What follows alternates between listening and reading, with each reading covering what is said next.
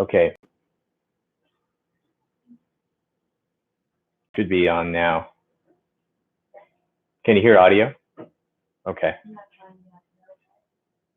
All right, everyone, welcome. My name's Brad. So we have this new interesting disclaimer that we're going to start reading before these videos to make sure that if you burn your kitchen down, you don't blame us. So I'll get through that boring stuff, and then we'll get into the kombucha making. Here, I have my own glass right here. Okay, so the proof is in the pudding. Okay, so our disclaimer is that the information contained in this video is published in good faith and for general information purposes only. Citizens Climate Classes does not make any warranties about the completeness, reliability, or accuracy of the information in this video. Any action upon the information in this video is strictly at your own risk. We will be using a stovetop and brewing some tea. I know, it's kind of crazy. Citizens Climate Classes is not liable for any losses or damages in connection with the use of this video or the information contained therein. So if you kill your SCOBY and millions of lives are lost, potentially billions, don't come after us. It'll be a sad day for bacteria and yeast. Okay, so again, my name is Brad. I'm with an organization called Citizens Climate Classes. Some of you joining may also know me from Science the Earth, which is a 501c3 educational nonprofit outreach. And I really focus on like getting science into the public there. So this kombucha tutorial will be a mix of kind of some sustainable things you can do in the kitchen and combo with some really cool science behind it. If you look down in the description, I put a link to a really awesome peer-reviewed scientific journal from PeerJ. It's a review on kombucha and SCOBYs and all the different yeasts and bacteria that you can find in them all around the world. And so that's an open access journal, so you can access that article anytime, and it kind of gets into the details, and you can go to whatever level you want to in terms of learning some of the science behind making kombucha. So I have this, I have the kombucha cam or the cook cam. So I have this a webcam that I can actually move. So we're gonna kind of do an interactive here. And so here we have all the ingredients that you're gonna need today to make kombucha. It's pretty simple, really. You're gonna need 8 tea bags. I am not in any way sponsored or endorsed by any of these companies. I literally just went out and bought the cheapest black tea bags that I could find. So I highly recommend you use black tea. If you're not using tea bags or use loose leaf, go ahead and get, you know, it's about a tablespoon of loose leaf per tea bag, according to what I've read online. But different teas have different strengths. So really just kind of cater it to what you like. So maybe the first time you're making it, you're not really sure. If you like really strong teas, maybe use a little more tea bags or a little more tablespoons of the tea that you like. If you don't like as strong as a tea flavor, use a little less. So you'll notice that's kind of a theme as we go along today too. Really brewing kombucha, and when it's done, that's all about you, and it's all about what you like. So 8 tea bags, you're gonna need a cup of sugar. If you don't already have a SCOBY, you're gonna need something to inoculate with. So you're gonna need something to grow your community, your symbiotic community of bacteria and yeast. You can call them a consortia of bacteria and yeast if you like. That's what SCOBY stands for, SCOBY. If you don't already have one, you can go ahead and go down to the store. And I kind of put that in the description, so hopefully you've already done that. Just get kind of your favorite unflavored brand of kombucha. That actually is going to have living bacteria and yeast in it. That's all the probiotic stuff that you read about. And so you can actually use that to inoculate your kombucha bottle or your reactor, if you will. So you're also going to need a 1-gallon glass jug, a rubber band. This is just a measuring cup. That helps too. This is a cheesecloth for going over when you're going to do your fermentation. And then I also suggest kind of a thicker cloth to go on top of your cheesecloth. And that'll just help to, you know, make you be extra sure to keep out some things that you don't want in there, like fungus or kind of things like that. You don't want fungus in there. I'll go over that a little bit later. And then also for adjusting our pH, this is going to be more important the first time you do kombucha, and maybe less important as you have the SCOBY and go on. But to adjust our pH, we want plain white vinegar, and then we also want we have some pH indicator strips that help us to know whether or not our pH is, you know, where we want it to be, which is usually around 4.5 or a little lower when we're first making our SCOBY. Okay, so with that, those are the basic ingredients we're going to need. So the first thing that we're going to do, let me remount this here. I'll also mention too, before I start doing this, so Elena, another member of Citizens Climate Classes, is moderating today. And so if you have any questions, go ahead and pop them in the live chat, and she'll be keeping track of those and kind of pointing out to me like, hey, someone has a question about this, and then I can be like, okay, maybe I can answer that, maybe I can't. I don't know. I don't know everything. So go ahead and just pop them in there. Don't wait till the end. Just put them in there now, and you know, even if we don't get to them right away, we'll get to them by the end. And if you don't put them in right when they come in your head, you might forget them later. I do it all the time. So just go ahead and throw it in there. The first thing we want to do, if any of you have ever brewed tea, sweet tea, something like that. So we're basically going to do that. We're going to get 4 cups of water. We're going to bring that up to temperature, and we're going to kind of put our tea bags in there, steep those for a few minutes, and add a cup of sugar to that, and basically just stir it until the sugar dissolves. That's our first step. So I'll start working on that now. So I have my, you know, just a regular measuring cup, and we're going to go ahead and get 4 cups of water and bring it up to temperature.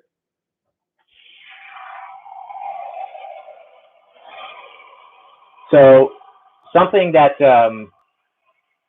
maybe you can't do as much now because of the quarantine situation and people out getting a lot of the filtered water at the stores. It might be difficult for you to find filtered water right now. It has been for me. So I've just been using tap water. It does make the kombucha taste a little bit different, and that's mainly because you have a lot of kind of materials. You have some materials that are in the tap water, you know, maybe some calcium and stuff like that, especially if you live out in the West. You know, I'm originally from Arizona, and we had like harder water out there. And so that'll actually impact the flavor of your kombucha the same way it'll impact the flavor of, for example, coffee. So for those of you out there who like brewing coffee, or for those of you out there who like brewing beer, for example, you know, the quality of the water is really important. So tap water is not going to kill your SCOBY, and it's not going to kill you. And I drink it every day. It's just going to make it taste a little bit different, but it's totally fine to use. So while that's coming up to temperature, what we're going to do when we're done making this, let me put a lid on that. What we're going to do when we're done making the tea is we're actually going to add it to,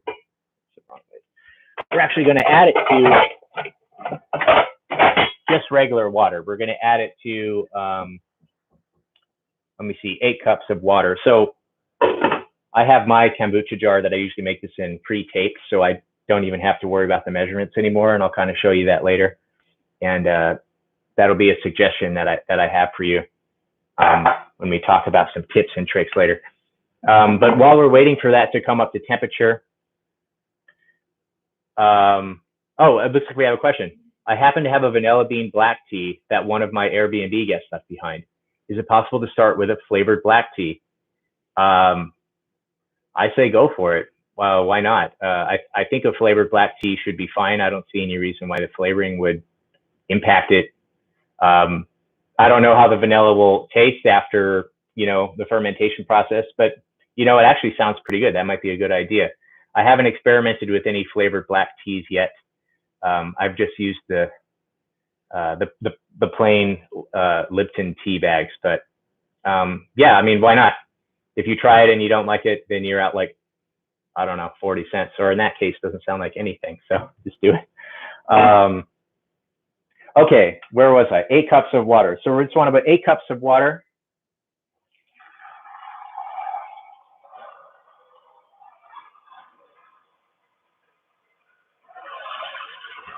Okay.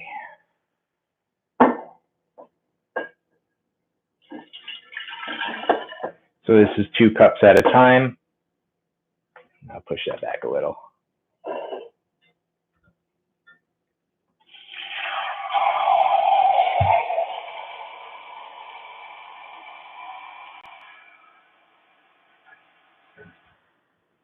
Okay. And once again, so this is just a suggestion in terms of the 8 cups of water. So, you know, you can use more or less. It depends on, you know, how strong you want your kombucha to be at the end. You know, if you add more water and less sugar, it's going to slow down your fermentation process because you're going to have dilute sugar in there. It's really up to you. So on the next step, I'm about to use 1 cup of sugar. I've seen people that use 2 or 3 cups of sugar. They either really like it really kind of vinegary at the end, and so the vinegar flavor you get at the end is going to be a result of your sugar fermenting into acetic acid, and I'll talk a little bit about that after I add the tea to here. Or some people like it really sweet, and so if you don't let it ferment as long, obviously you're going to keep more of the sugar, less of the sugar is going to ferment, and then you'll get like a sweeter flavor. Once again, it's really up to your taste preference. Okay, let me see how our water is doing. Okay, still kind of getting up to temp. I'll go ahead and measure out. Right now, I'll get the sugar ready.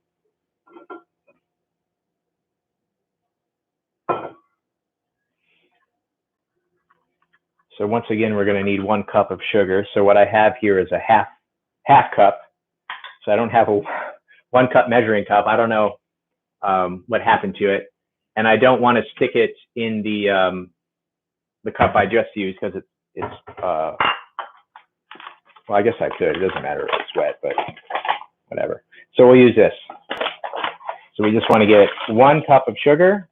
So that's 2 half cups of sugar.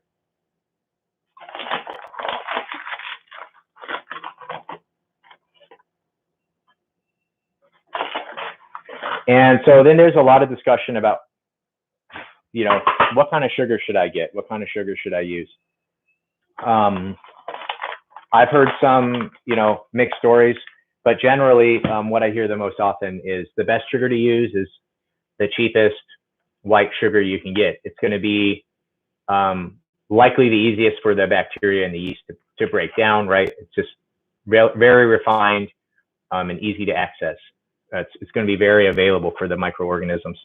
And so I'm just using just kind of plain white sugar that you get at the store. Once again, I think this 4-pound bag was, you know, a few bucks. So it doesn't have to be anything too fancy. I tried doing kombucha once with honey. I mean, the water had kind of a, like at the end, the kombucha had kind of more of a filmy consistency to it, which was kind of nice, but it didn't taste that much different, and it was a lot more expensive to use honey. So I wouldn't necessarily say that it's something that you have to do or have to worry about getting some kind of special sugar. I would just use the plain old white sugar, especially on your first go around. Just keep it simple, see if it works. Okay, so now our water is coming up to just about boil. And so I generally don't, so you can see in here, you see the bubbles are just kind of starting to form on the bottom. And so this is generally the kind of area where I preferred it to brew my tea or even my coffee. You know, you might read about, you know, some people get really technical with it and they have thermometers and they know the exact temperature of their water. But basically the idea here is you want it hot but not boiling, because if you boil it, it can kind of, especially in the case of coffee, you can kind of burn your coffee or your tea. I'm not sure how much it matters with, you know, these dry packets of Lipton tea. can't be too much of a connoisseur if you got this going on. But yeah, just to emphasize, you don't have to have it boiling in order to brew your tea. So just what I'm doing now is I'm kind of preparing all the tea bags so that I can easily just kind of pop them all in. Okay. Just kind of spin them. All right. Then we just kind of set them in. I just kind of like am getting them wet, you know, and then I'll just kind of like leave them there.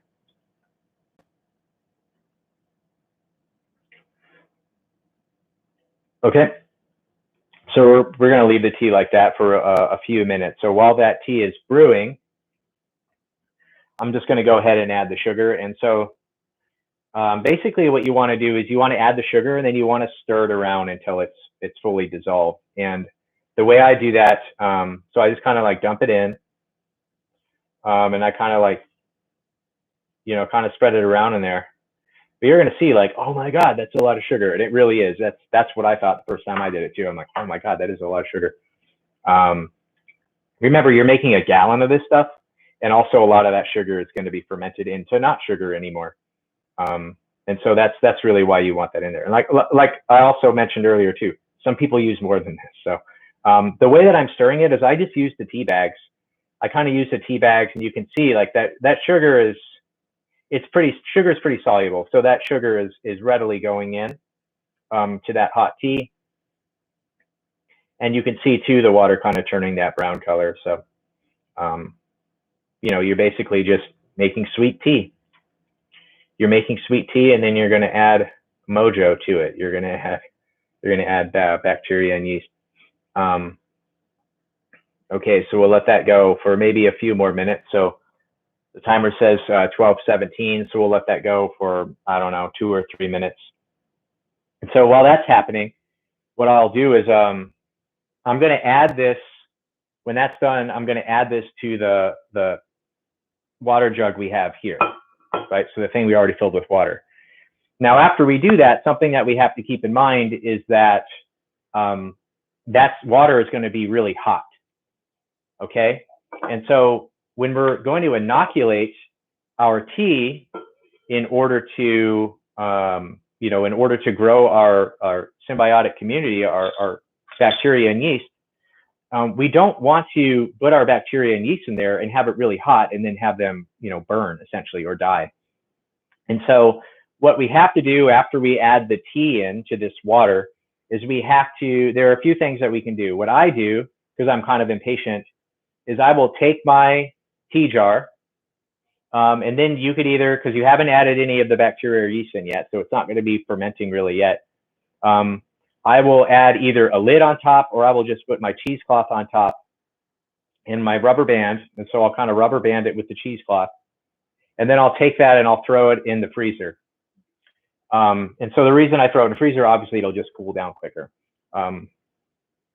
Something else you can do is you could just leave it on the counter. So leave it on the counter overnight, wait till it's room temperature, and then you can add your bacteria and your yeast then from your SCOBY, or sorry, from your kombucha that you bought at the store.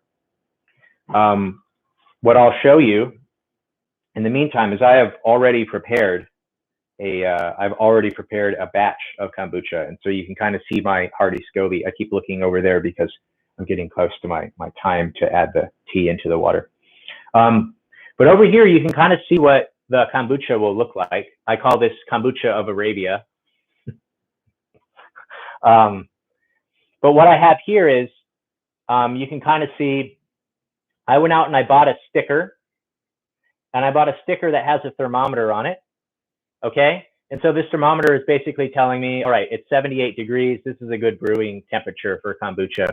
Ideally, when you're brewing kombucha, you want a temperature that is between 68 and 78 degrees. For those of you who are tuning in from Europe or just prefer the metric system, or maybe tuning in from Australia, I don't know.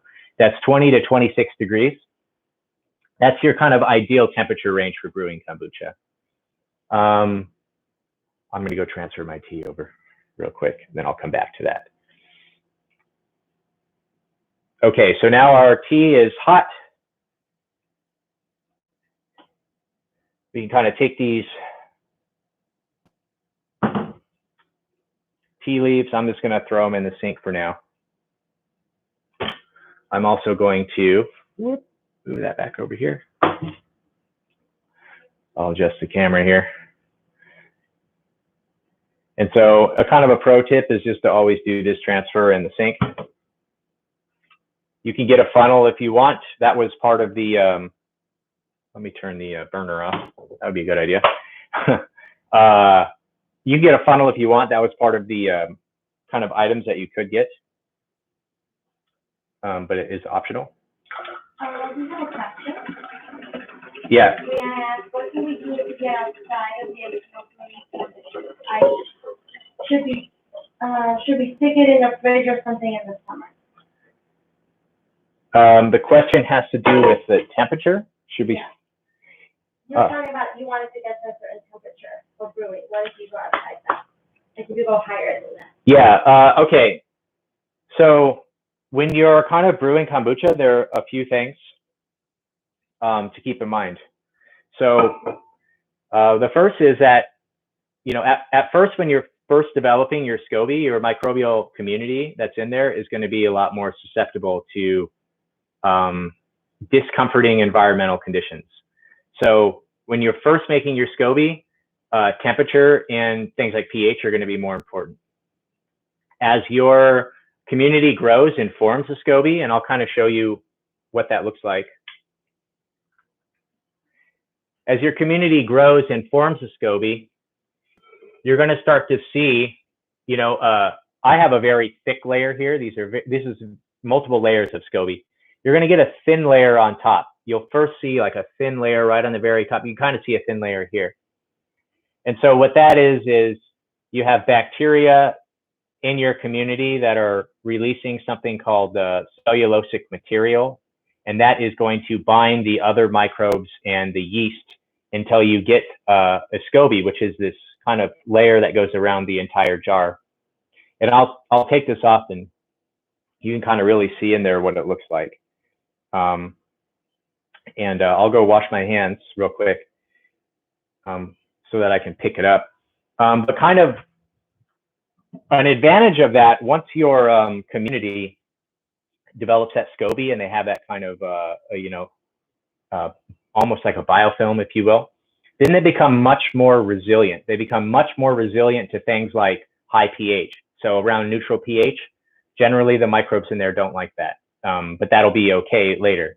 Or fluctuations in temperature. So they're more able to survive large fluctuations in temperature.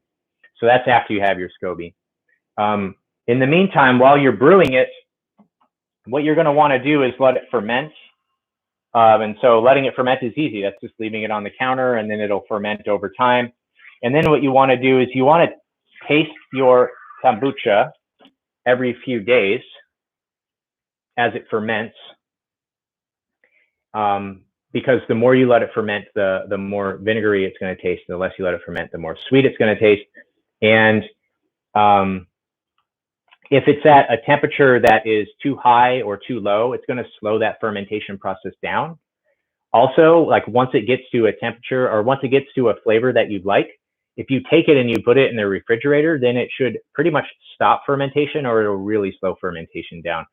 So if you want to stop fermentation, yeah, go ahead and put it in the refrigerator. And I would suggest transferring it into smaller bottles.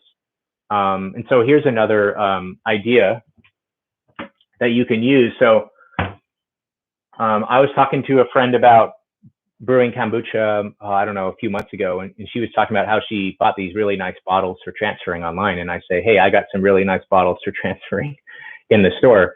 So these are just old kombucha bottles. So when your tea gets to a flavor you like, I suggest transferring it into old kombucha bottles and sticking those in the fridge, and then it should stay around that flavor. It shouldn't change too much over time. So yeah, another idea. So in terms of the temperature, the kombucha is generally happy around where you're happy. So keep it somewhere in your house. There's fruit flies, so this is something you'll have to think about as fruit flies. Keep it somewhere in your house where you're comfortable, and it should be okay. Okay, so now what I'm going to do, I'm going to show you what your SCOBY will eventually look like. Okay, but before that, okay, so here our tea was done and I transferred it. So the next thing we want to do, we want to take our cheesecloth. I'll just kind of like fold it in half, stick it on there. What's that? Okay, sorry, I thought I had a question. And then what I also suggest doing is to take an additional cloth. So this is just like another like washcloth or something that I got on Amazon. Anyway, you could just put another one of those on there, and then you could take your rubber band. Okay, so now I'll just leave it like that on the counter until it comes down to the right temperature. Once that comes down to the right temperature, I'm going to add about half of this bottle to it. So this is just a kombucha that I got at the store. I'll add about half this bottle once it's at room temperature, and then I'll wait. I've heard mixed results. Some people say they can get a SCOBY. Some people say they can get a SCOBY in a week. Some people say it takes them 4 weeks. Just wait and see when you get your SCOBY, and then start tasting the kombucha from there, because your SCOBY is going to start fermenting. So basically what's happening is over time you're going to develop this SCOBY. So I'll pull it out so you kind of see. This one's really hardy. Here, I'll just take out one layer because it's just going to be too many. Okay, so this is what your SCOBY is going to look like. Okay, so this is bacteria and yeast that are caught in this kind of cellulosic fiber that the bacteria have excreted. And every time you do a new batch, you're going to get a new layer of SCOBY. So you can see this is my most recent layer because it was on the top. If you look down, that's the last time I brewed. Is going to be, well, this is a pretty hardy layer right here, but one of these layers in here is going to be from the last time I brewed. But you can see in there, I don't know, it's like a tree with rings. There's a lot of different layers going on. And so kind of the general rule of thumb, is you want to use maybe one SCOBY, I don't know, 4 or 5 times at the most. I never really, it's probably time for me to go through and get rid of some of these SCOBYs that are in here. But every time you brew, you're going to get, and the reason that I've heard that you only want to use it maybe 4 or 5 times is because it starts to impact flavor, I guess. I don't know. I haven't really confirmed that. That might just be a tall tale. But there's really no reason for you to have to continue using the same SCOBY over and over again, because every single time you do this, you're going to get another SCOBY layer. And so, what can you do with your old layer? You can give it to a friend. You can eat it. It's perfectly edible. I've seen people, they make SCOBY jerky. I've never done it, not yet, but you can do that. You could also just simply compost it. The stuff's really cheap, right? So it costs you 1 kombucha bottle at the beginning, which is probably the most expensive ingredient you're ever going to buy for this. And then you don't have to spend $4 for a bottle anymore. You get to spend like 40 cents on a gallon. So share the SCOBYs with your friends. Have them brew their own kombucha. And so essentially what's going on in there is, and here's a little science bit. So you have table sugar, which is sucrose, which is a disaccharide. Your yeast are breaking that sucrose down into 2 monosaccharides, glucose and fructose. So your yeast are breaking that glucose and fructose then down into ethanol. And then you have bacteria that are around that really don't like high concentrations of alcohol. So you've probably heard about using ethanol as a disinfectant, especially now during quarantine, this idea that we can use alcohol as disinfectant. And so microbes have a way to prevent that from killing them, and that is that they oxidize that ethanol and they make something called acetate or acetic acid. And that is essentially vinegar. So that's how you're getting your vinegar flavor, is your bacteria are transforming the ethanol that's in there into acetic acid. A few other acids too. So some of you that are really into home brewing, or you're like home brewing connoisseurs and you like sours, there's also some lactobacillus that's in there. So they're making lactic acid. So that's the same acid that gives sour beer that kind of characteristic sour flavor. And if you're curious, the bacteria in there that are making all the acetic acid are Acetobacter. So if you want to know more about the microbes that are involved, the yeast that are involved, you could check out in the description. I put a link to an open access peer review journal from PeerJ. Check it out. I highly recommend it. As I said earlier, it gets as far in or as far out from the science as you'd like. I want to look at my list here, and oh yeah, we have another question. Yes. Okay. So one of them is, what is your favorite secondary fermentation recipe? Secondary fermentation. That's a good question.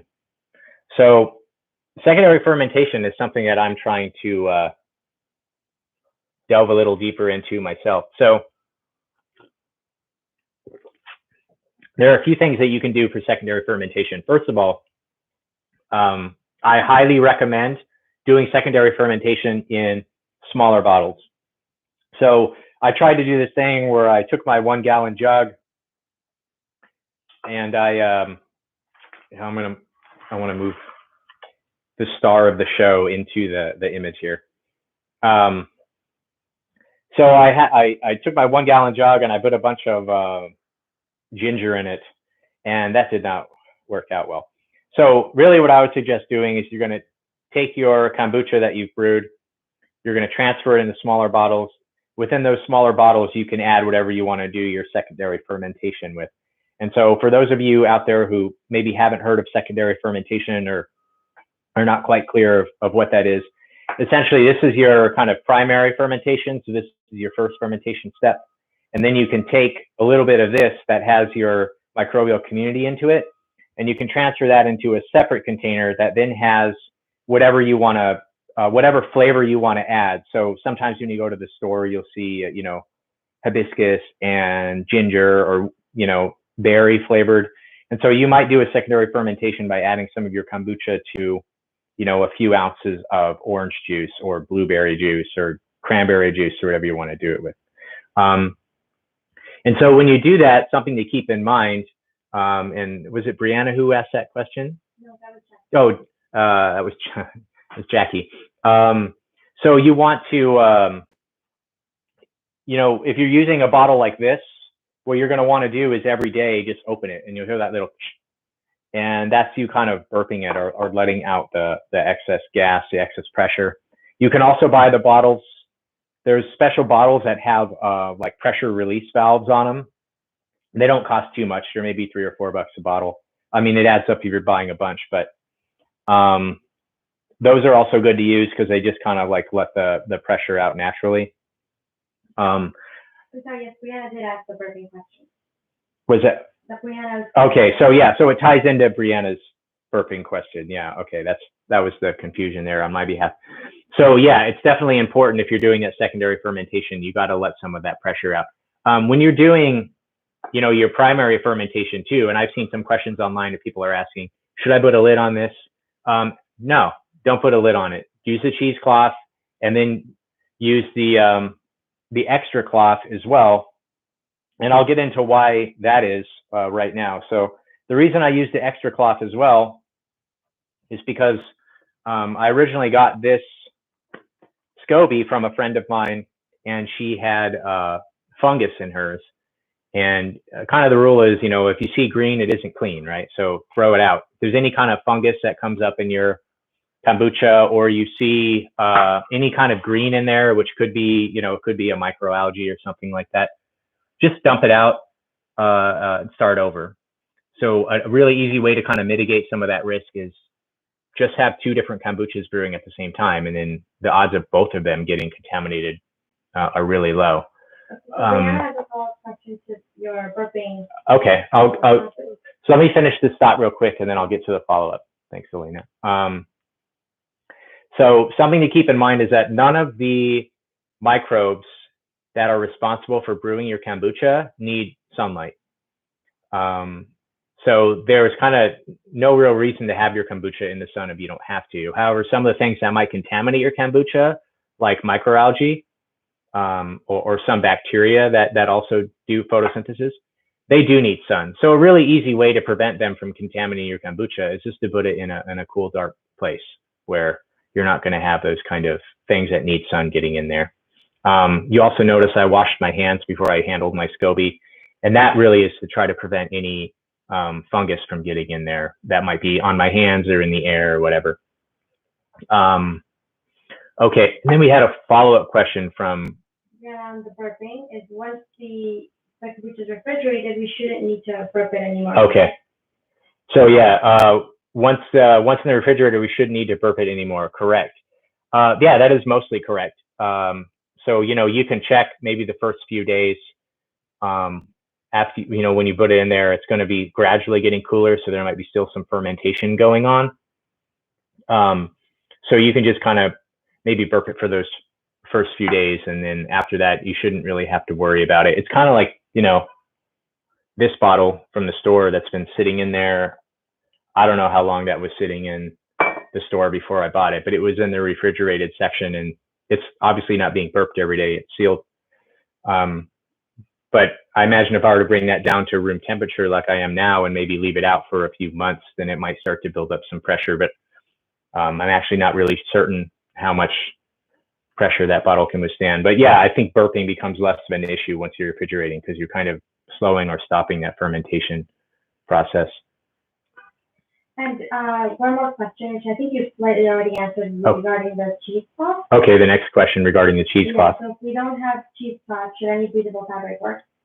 Yeah, so if you don't have cheesecloth, then you can use a towel. That's fine. Towel should be good. So basically the only reason that you're adding the cheesecloth or the towel on top is you're trying to prevent contaminants from getting in. You're also trying to prevent fruit flies from getting in. Fruit flies are going to want to be all over this, as I was just batting away a fruit fly earlier. So this is kind of just to make sure that you have a lid on it so fruit flies aren't getting in, fungus isn't getting in, algae aren't getting in. But also, as this is fermenting, part of the fermentation process is not only are we producing glucose, fructose, ethanol, we're also producing CO2 before our bacteria start to produce some of those acids. Okay, so the next thing I have, now that, let me see kind of what temperature that is. I don't know, it still feels a little warm. But what we can do, even while we're waiting for it to cool, is we can go ahead and check the pH on it. And so for this, I'm going to use these pH strips. You can get these in a lot of stores, probably anywhere that any kind of nursery or something where you can buy plants, vegetables that you might do, any kind of gardening center. They'll probably have pH strips in there. Any place that sells pool supplies, chlorine tablets, blah, blah, blah. So, because, pH is really important to growing vegetables and maintaining, your pool's health or what have you. And they're not really that expensive either. So it might cost you, I don't know, a few bucks to get this. Honestly, this just came with my jar right here. And this jar with the cheesecloth and the rubber band and a SCOBY that I didn't end up, I used it once and it made terrible kombucha. It was only like $12 or something. So it's really a kind of a cool habit to get into, cool hobby to get into, because you get to impress all your friends because you make kombucha. It's also really easy and it's also really cheap, so you don't have to spend $4 on a thing. Let me see. Okay. Oops. So what I did, I just took out a little bit of my tea and I put some onto this pH strip. Okay. Now what we can do with this indicator is just see, okay, which of these is it kind of aligning with the most? Let me see here. I think it looks around 7 to me, but it could be a little lower, maybe somewhere between 6 and 7. Okay. So what we want to do in this case, getting a little wet. What we want to do in this case is we could just add some vinegar. And I'm going to add a tablespoon. I'm going to pour this over the sink. I'll be right back.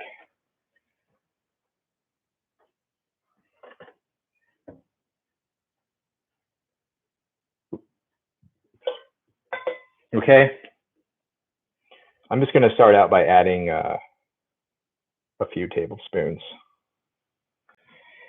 So you can see we're at pH 7 or so. So we got to go down 2 pH units. So I'm going to go ahead and I'm just going to do 4. Well, we might have to go down to like 2.5 pH units. So hopefully that's enough.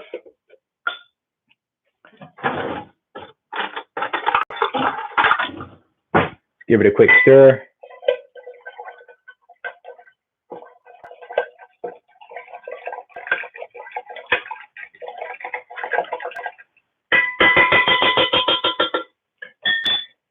Now, what might happen is we only see like really incremental changes in pH, which, you know, when that happens to me, this isn't exactly an exact science. So I just get kind of frustrated and I just kind of like go boop with the vinegar.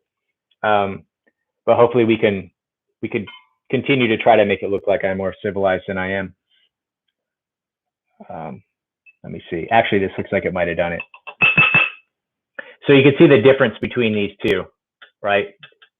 So now we can take out.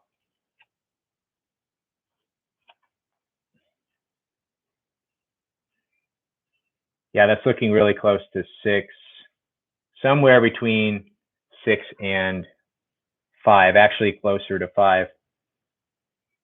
Okay.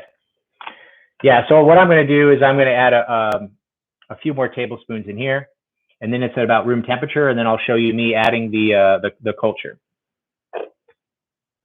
Actually, I'll just do it this way. That way, it's not a big deal if a few drops out. A few drops of vinegar drop in. Let's go ahead and add another 4. And so remember, getting this. Related to this, since you're working on it, how do you guesstimate how much vinegar to add to decrease the pH? About this many tablespoons decreases the pH by how many pH steps? Yeah, so the question is about how much, you know, how do I know how much to add in order to change the pH? And so the first time I did this, I did it 1 tablespoon at a time. And so it took a while. But then you start to get a hold of it. So, you know, in a gallon, 4 tablespoons is usually about a pH unit, maybe a pH unit and a half. You know, if our pH goes down below 4.5, it's not a, let me mix it first. It's not a super big deal. If it starts to get like really low, then it is. But honestly, by adding vinegar, we're probably not going to get too much lower than that, going just a few, you know, tablespoons at a time. Okay, let me see where we're at now. So my suggestion to you would be at the very beginning, maybe take a little bit more time than I am. So this is getting kind of a deeper red now. So you could see the one before and the one now. And so that's starting to kind of get down into that 4 territory. So I'm going to say that that's good. It's somewhere between 4 and 5 to me, which is right around where we want it, right around 4.5.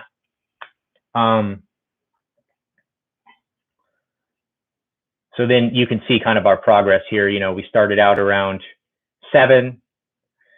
We added 4 tablespoons. We got to around 5.5 to 6. We added 4 tablespoons, and now we're around 4.5 to 5. And this should be okay.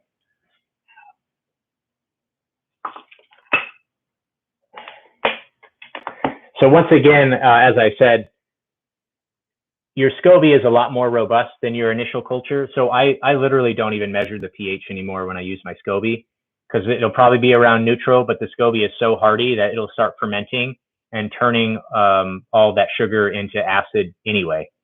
So this is really, it's something you have to focus on more at the very beginning, and then you don't have to worry about it as much later. So you could hear that little when I opened this. So that was it, you know, releasing some of the pressure, if you will. And I have no idea how long this has been sitting on the shelf, for example, in the supermarket. So after you add it to your refrigerator, you should be pretty good in terms of not having to worry about too much pressure building up. It's when you take it out of the refrigerator that then you want to start burping it again every day. And so now we're just gonna, I don't know, we're just gonna jump in.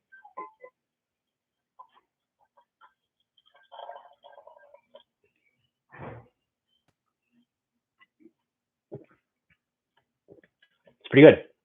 Okay, so we put in about half. Well, it's hard to tell because of the sticker, but we put in about half of this. I guess if you wanted to put the whole bottle in, that'd be fine too. It's really up to you. I don't see why that would hurt. But if you do it this way, then you get to enjoy half of your kombucha now, and then you get to enjoy the rest of it, you know, in a few weeks. Okay. So now,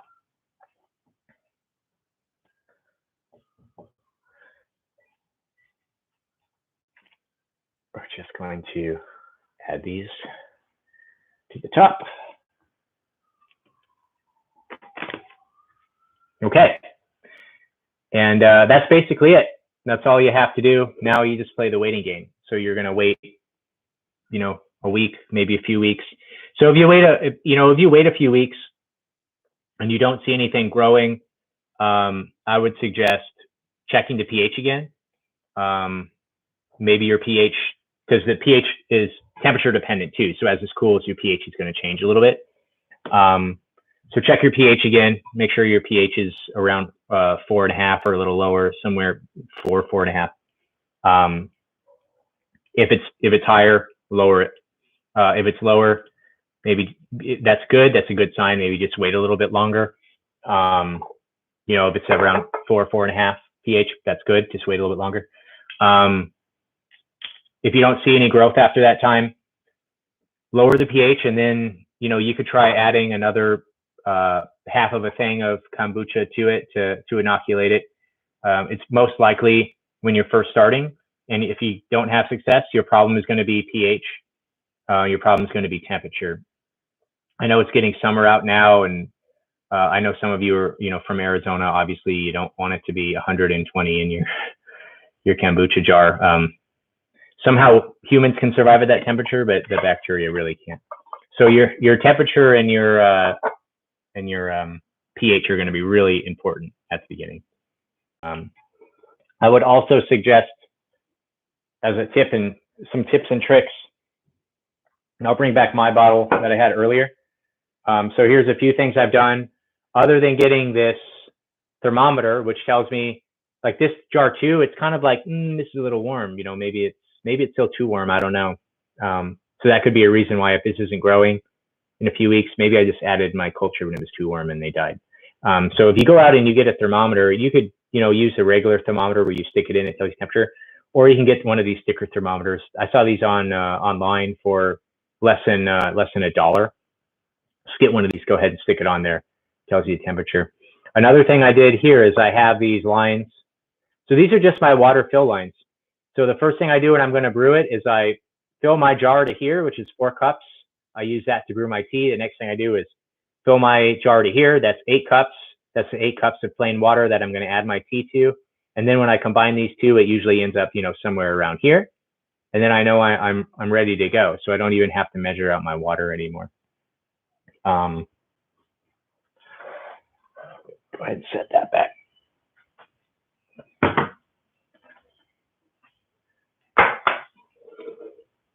Okay, so while we're now at this step, and if there's any more questions, please throw them out. But I'll just kind of repeat what I said earlier about how do you know when your fermentation is done. So your fermentation is done essentially when it tastes like how you want to taste it. So as I mentioned with the microbes, so the yeast are making ethanol, and then the bacteria are converting that ethanol into acid. And so the longer you let it ferment, the more sugar you're going to break down, and then the more ethanol you're going to break down into acetate. So some people like their kombucha really, really sweet. And so they're probably using a shorter fermentation time. So essentially, they're just retaining more of their sugar because it's not fermenting as long. So basically, it's completely up to you when you're done fermenting now. We have another question. So it says, how much kombucha do we need to leave for our SCOBY to survive once? Okay, so yeah, that's a great question. So usually what I do on my jar, I'll bring the mother back. So I'll drink it down to like, there we go. I'll drink it down to like here maybe, which is actually really close to the bottom. And by the time I get there, it really starts to get sour. It really starts to taste like vinegar from all the acid that's accumulated down here. Because I don't transfer mine to other jars because I kind of like that more vinegary side. So actually, as I drink this over time, it gets more and more concentrated and becomes more and more acidic as we get close to the bottom, until eventually when I'm at the bottom, it's like kind of close to vinegar flavor. And so what I'll do is I'll transfer my SCOBY in that little bit that's down here into a bowl, a glass bowl. I'll cover that bowl up. I'll do my, tea brewing. I'll bring this to the right temperature, and then I'll take that bowl with that liquid that the SCOBY's in, and I'll transfer all of that. And so the advantage of doing that is my SCOBY's not going to dry out while I'm waiting, but also that liquid that it's in, the pH is going to be a little bit lower anyway. So it's going to help to lower that pH initially once I add my SCOBY in, and that's really where my SCOBY likes to thrive. So yeah, that's a great question. There's one more question too. We have another question. So if we want to take a break from brewing, can we just refrigerate our SCOBY, or is it just best to start a new one? I don't see any reason why you couldn't just refrigerate it and then have it come right back. I don't know how long you can refrigerate it for before it wouldn't come right back, but I see no reason why you can't throw it in a refrigerator. Say you go on a vacation and you come back, and then it should be fine to use again. You should be able to use that SCOBY or that mother in a fresh batch. No problem. Yeah, I can't think of why that would hurt it. Okay, so I see we're coming up on the end. Does anyone else have any questions? Okay, so one more bit of good housekeeping is we have all of these tea bags that we made earlier. And so the cool thing about tea bags, and this is kind of connected to a class that we are eventually going to do on composting. So one of the cool things about tea bags is they're all compostable. One of the uncool things about tea bags is they all have these staples up here. And so what I usually do is I just cut all that off to get rid of all the staples, because the last thing you want is like metal in your compost. And then I'll compost these. So I leave my compost in the freezer, and then leave them in the freezer in bags. And then I just, take my compost down to a local supermarket that does all the composting for free. Also, so a big part of Citizens Climate classes is that we're trying to build a community around sustainable practices and kind of lower our carbon emissions in our day-to-day lives. And Citizens Climate class is also part of a bigger organization called Citizens Climate Lobby. I put a link to the Washington, D.C. chapter in the description, but you can also just go to the general one. And so they're really trying to push for kind of climate legislation at a national level. And if that's something that interests you, go ahead and check that link out. Otherwise, if sustainable cooking and classes are something that really interests you, stick around, subscribe to our YouTube channel. We have another one that we did on there a few weeks ago that Katie hosted on making hummus.